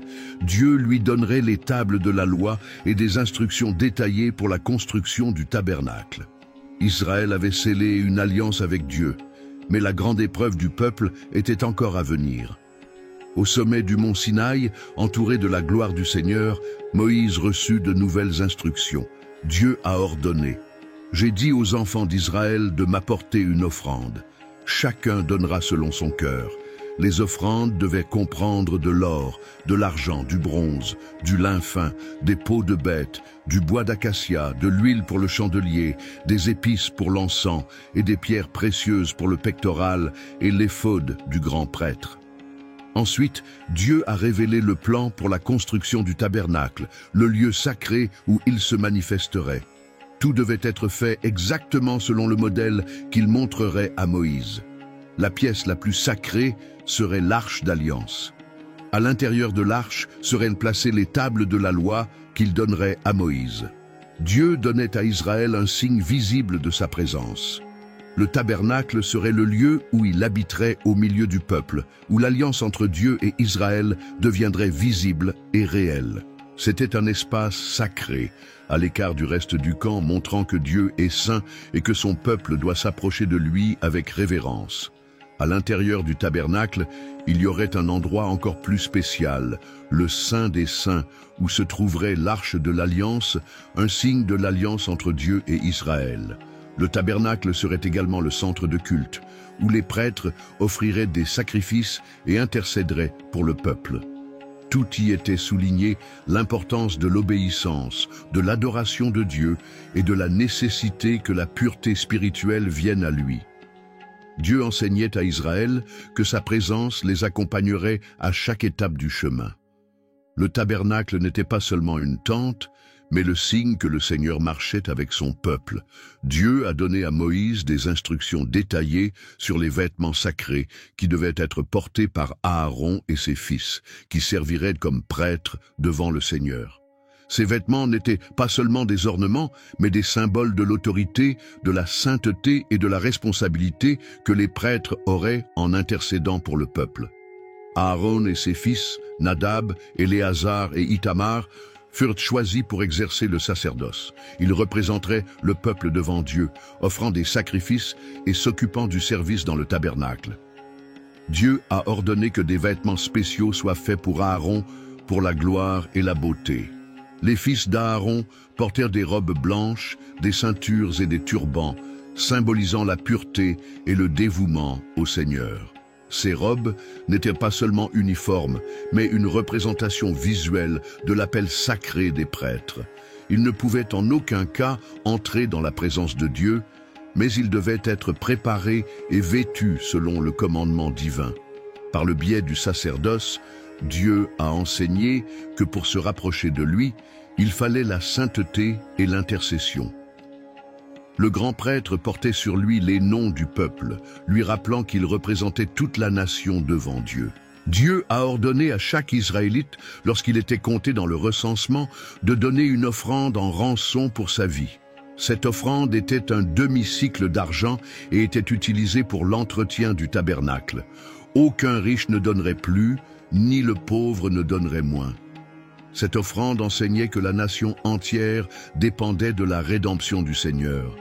Une cuve de bronze devait être placée entre l'autel et l'entrée du tabernacle. Là, Aaron et ses fils devaient se laver les mains et les pieds avant de servir. Lavez-vous pour qu'ils ne meurent pas, ce sera pour eux un statut perpétuel. Le lavage a montré que personne ne pouvait s'approcher de Dieu sans se purifier. Dieu a ordonné la fabrication de l'huile sacrée, à base d'huile d'olive et d'épices précieuses, myrrhe, cannelle, calamus et cassia. Cette huile serait utilisée exclusivement pour oindre le tabernacle, les ustensiles sacrés et les prêtres. Il ne doit pas être versé sur le corps de quelqu'un d'autre, ni sur le corps de quelqu'un d'autre. Quiconque l'imite ou l'abuse sera retranché du milieu du peuple. Un encens spécial doit être fabriqué avec des ingrédients choisis. Cet encens ne serait brûlé que dans le tabernacle, comme une offrande au Seigneur. Vous ne ferez pas un tel encens pour vous-même, elle sera sainte pour le Seigneur. Chacun de ces éléments a enseigné à Israël que le service de Dieu exigeait la sainteté, la pureté et la révérence. L'encens représentait la prière continuelle, l'onction, la séparation pour le service divin, la cuve, le besoin de pureté, et la rançon, que toute vie appartenait au Seigneur. Dieu préparait Israël à être un peuple saint, vivant en sa présence et l'adorant de la bonne manière. Alors que Moïse était encore sur le mont Sinaï, Dieu lui a révélé qui serait responsable de la construction du tabernacle et de tous ses ustensiles sacrés. Le Seigneur a dit: « J'ai appelé par son nom Bezalel de la tribu de Juda, et je l'ai rempli de l'Esprit de Dieu, de sagesse, d'intelligence et de connaissance, pour faire toute œuvre artistique. » Bezalel aurait des compétences pour travailler l'or, l'argent, le bronze, tailler des pierres précieuses et sculpter du bois. Avec lui, Dieu choisit Oholiab de la tribu de Dan et d'autres hommes qui étaient capables d'exécuter chaque détail du tabernacle, des vêtements sacerdotaux et des ustensiles sacrés. Ce choix montrait que le service au Seigneur exigeait l'habileté, le dévouement et l'habilitation divin. Le tabernacle ne pouvait être construit d'aucune manière, mais selon le modèle que Dieu avait révélé à Moïse. Après avoir donné des instructions sur la construction du tabernacle, Dieu a réaffirmé l'importance du sabbat pour Israël. « Tu observeras mes sabbats, car c'est un signe entre moi et toi, afin que tu saches que je suis l'Éternel qui te sanctifie. » Le sabbat devait être observé comme un jour sacré. Quiconque la profane serait puni de mort, car c'était un signe perpétuel de l'alliance entre Dieu et Israël. Finalement, Dieu donna à Moïse les 2 tables de l'Alliance, écrites de son propre doigt. Ces tablettes contenaient les 10 commandements que Dieu avait donnés au peuple. Pendant ce temps, dans le camp d'Israël, le peuple commençait à s'inquiéter de combien de temps Moïse resterait sur la montagne. Une grosse erreur était sur le point de se produire. La révélation de la loi et la construction du tabernacle étaient achevées, mais Israël avait encore besoin d'apprendre à attendre et à faire confiance au Seigneur. Les jours ont passé et Moïse n'est pas revenu. L'incertitude grandit et bientôt la peur s'empare du camp. Alors le peuple vint vers Aaron et lui dit: « Fais cela au Dieu pour qu'il nous guide, car nous ne savons pas ce qui est arrivé à Moïse. » Aaron, au lieu de les réprimander, céda à la pression. Il demanda qu'on lui apporte ses anneaux d'or et les fit fondre en un veau d'or. Puis il déclara, « C'est ton Dieu, Israël, qui t'a fait sortir du pays d'Égypte. » Le peuple célébrait, offrait des sacrifices aux veaux et s'adonnait à la fête et à l'idolâtrie. Sur la montagne, Dieu interrompit Moïse et lui dit, « Va, descends, car ton peuple s'est corrompu, il s'est rapidement écarté de la voie que je lui avais ordonnée. » Ils se firent un veau d'or, l'adorèrent et lui offrirent des sacrifices. La colère du Seigneur s'est enflammée et il a dit à Moïse qu'il détruirait le peuple et ferait de Moïse une nouvelle nation. Mais Moïse intercéda. « Seigneur, pourquoi ta colère s'enflammerait-elle contre ton peuple que tu as fait sortir d'Égypte avec une grande puissance ? Pourquoi donneriez-vous raison aux Égyptiens de dire que vous les avez emmenés pour les détruire dans le désert ?» Moïse rappela à Dieu la promesse faite à Abraham, Isaac et Jacob et demanda miséricorde. Le Seigneur a entendu leurs supplications et a renoncé à détruire Israël. Moïse est descendu de la montagne, portant les 2 tables de la loi, écrites du doigt de Dieu. Mais quand il vit le peuple adorer le veau d'or, sa colère s'enflamma. Il jeta les tables à terre et les brisa au pied de la montagne, symbolisant qu'Israël avait rompu l'alliance avec Dieu. Il prit donc le veau d'or, le brûla dans le feu, le réduisit en poussière et le jeta dans l'eau, faisant boire le peuple. Moïse demanda à Aaron, « Qu'est-ce que ce peuple t'a fait pour que tu lui aies fait commettre un si grand péché ?» Aaron essaya de se justifier. « Vous savez les gens qui sont enclins au mal. Ils m'ont demandé de faire un dieu, et alors j'ai jeté l'or dans le feu, et ce veau en est sorti. » Moïse vit que le peuple était hors de contrôle, puis il se tint à la porte du camp et déclara, « Que celui qui est à l'Éternel vienne à moi. » Les Lévites se rassemblèrent autour de lui. Moïse leur ordonna de prendre leurs épées et d'éliminer les chefs de la rébellion. Ce jour-là, 3000 hommes sont morts. Alors Moïse intercéda de nouveau pour le peuple. Ce peuple a commis un grand péché en se faisant un dieu d'or. Maintenant, pardonnez votre péché, ou bien rayez-le. Mon ange marchera devant vous, mais le jour de ma visitation, je les punirai pour leurs péchés. Le Seigneur a frappé le peuple d'une plaie à cause du veau d'or. Israël avait rompu son alliance avec Dieu d'une manière terrible, mais à cause de l'intercession de Moïse, Dieu ne l'a pas détruit. Cependant, les conséquences allaient venir. Le peuple devait encore faire face à la discipline du Seigneur après le grave péché du veau d'or. Dieu a dit à Moïse que le peuple devait partir pour la terre promise. Et toi, et le peuple que tu as fait sortir d'Égypte, tu monteras dans le pays que j'ai juré à Abraham, à Isaac et à Jacob, en disant « Je donnerai ta postérité, j'enverrai un ange devant toi et je chasserai les ennemis de la terre. Mais je n'irai pas parmi vous, car vous êtes un peuple obstiné, et je pourrai le consumer en chemin. » Et ces paroles sont tombées comme un coup sur Israël. Dieu a tenu sa promesse, mais il ne voulait plus marcher avec eux. Les gens étaient profondément attristés et ont enlevé leurs ornements en signe de deuil. Moïse a ensuite dressé une tente à l'extérieur du camp, appelée le tabernacle de la rencontre. Chaque fois qu'il y entrait pour parler à Dieu, la nuée de la gloire du Seigneur descendait sur la tente.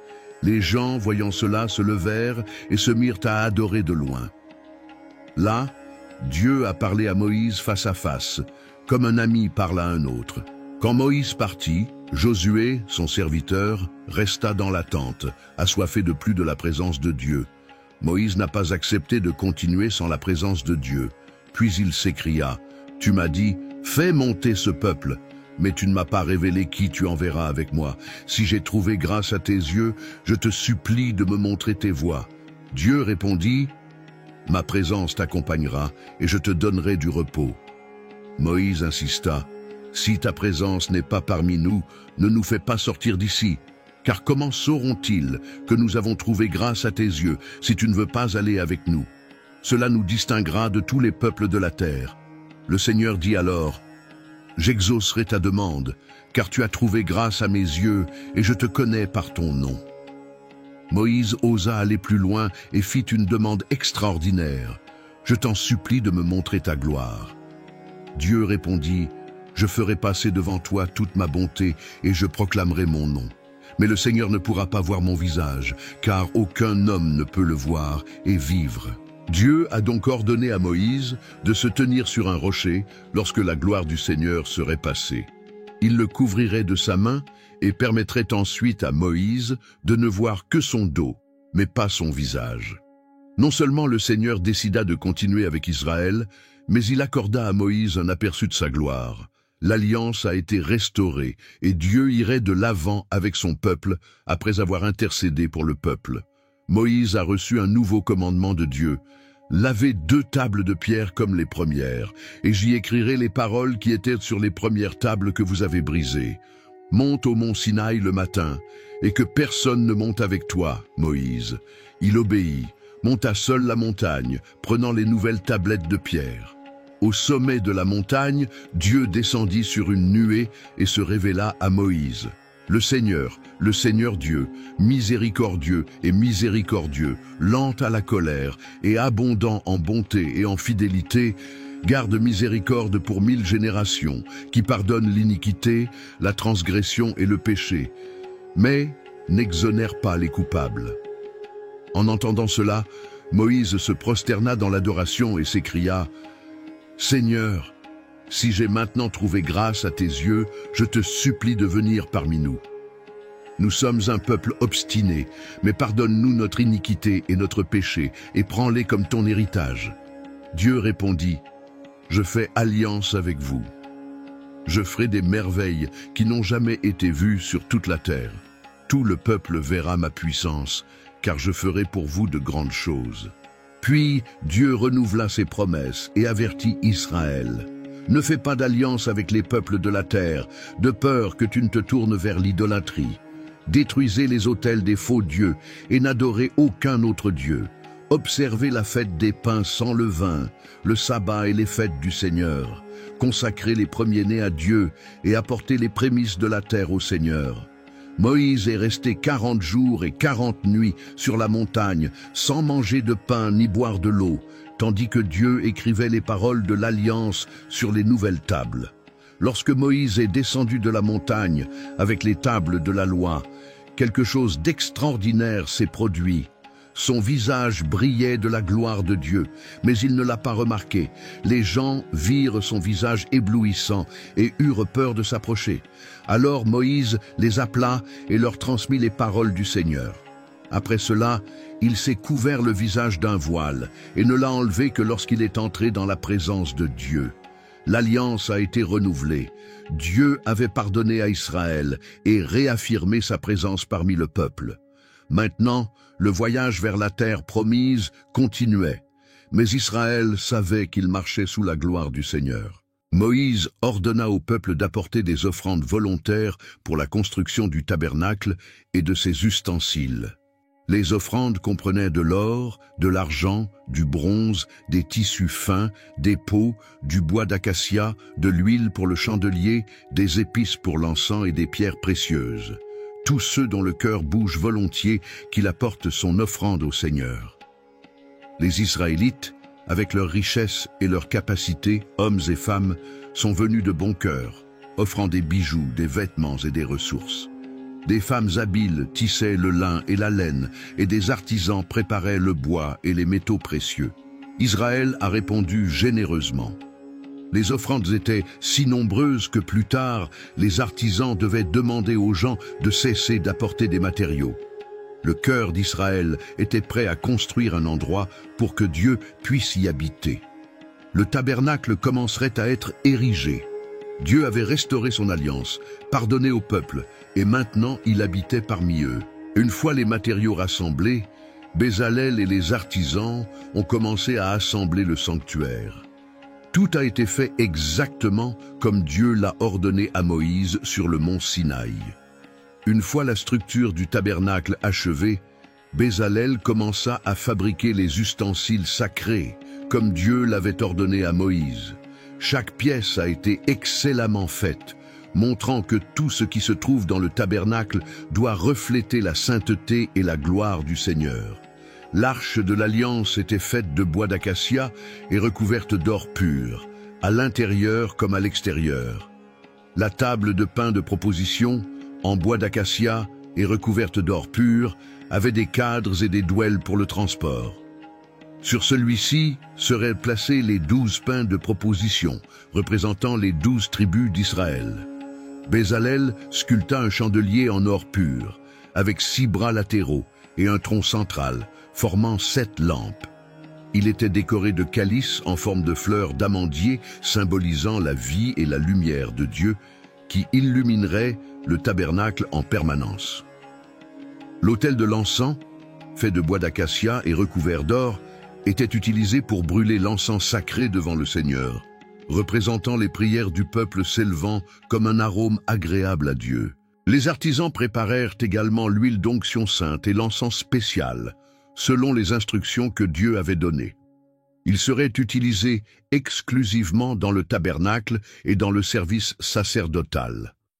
Tout a été fait exactement comme Dieu l'avait ordonné. Moïse inspecta l'ouvrage et, voyant que le peuple obéissait dans les moindres détails, il le bénit. Avec tout prêt, Dieu a ordonné à Moïse d'ériger le tabernacle le 1er jour du 1er mois de la 2e année après avoir quitté l'Égypte. Ce serait le jour où la demeure de Dieu au milieu d'Israël serait officiellement établie. Dès que Moïse eut terminé l'œuvre, quelque chose d'extraordinaire se produisit. Une nuée couvrait le tabernacle de la rencontre, et la gloire du Seigneur remplissait le tabernacle. La présence de Dieu était si intense que même Moïse ne pouvait pas entrer dans la tente. La nuée reposait sur le tabernacle le jour, et la nuit, il y avait du feu sur elle, visible à tout le peuple d'Israël. À partir de ce moment-là, chaque fois que le nuage se levait, Israël savait qu'il était temps de passer à autre chose. Quand la nuée resta au-dessus du tabernacle, le peuple campa et attendit, parce que la nuée de l'Éternel était au-dessus du tabernacle le jour, et le feu était sur lui la nuit, à la vue de tout le peuple d'Israël dans tous ses voyages. Maintenant, Dieu habitait parmi son peuple et le conduirait à la terre promise. Le livre de l'Exode se termine par cette image puissante. Dieu, qui avait sauvé son peuple, a fait une alliance avec lui et marche maintenant avec lui tous les jours. Si vous avez suivi jusqu'ici, sachez que vous êtes un gagnant. Beaucoup commencent, mais peu arrivent à la fin. Vous avez persévéré, vous avez été édifiés, et maintenant vous portez ce message en vous. Maintenant, je veux savoir, qui est vraiment arrivé ici? Commentaire ci-dessous. Je suis allé à la fin de la vidéo et j'ai été édifié. De cette façon, tout le monde saura que vous avez fait partie de ceux qui n'ont pas abandonné et qui sont restés jusqu'à la fin de ce puissant voyage biblique. Si ce message vous a fortifié, ne le gardez pas pour vous. Partagez-la avec plus de gens et aidez la parole de Dieu à atteindre encore plus de vies.